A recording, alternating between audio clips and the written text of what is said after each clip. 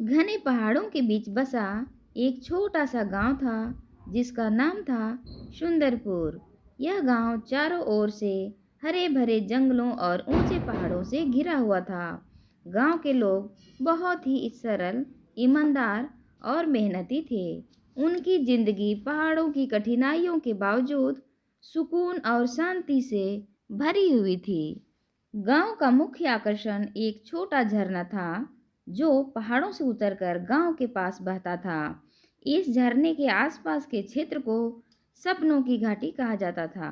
जब सूरज की किरणें पानी पर पड़ती तो इंद्रधनुष बन जाता और वह दृश्य मन मोह देता था।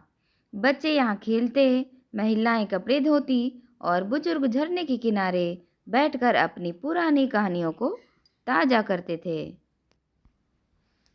गांव में एक छोटी पाठशाला भी थी जहां मास्टर जी गांव के बच्चों को पढ़ाते थे। मास्टर जी कहते थे, शिक्षा ही वह दीपक है जो हमारे जीवन को उज्जवल कर सकता है। बच्चे उन्हें बड़े ध्यान से सुनते और अपने सपनों को पंख देने की कोशिश करते थे। सुंदरपुर का हर त्योहार धूमधाम से मनाया जाता था। दीपावली के मौके पर गांव के लोग अपने घरों को मिट्टी के दियों से सजाते और रात में पूरा गांव चमक उठता। होली के समय चारों ओर रंग ही रंग बिखर जाते।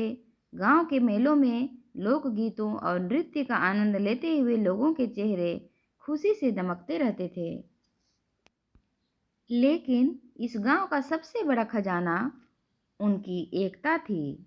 अगर किसी के घर में कोई समस्या आती तो पूरा गांव उसकी मदद के लिए खड़ा हो जाता। चाहे खेतों में फसल कटनी हो या किसी की शादी का आयोजन करना हो, सभी लोग मिलकर काम करते थे।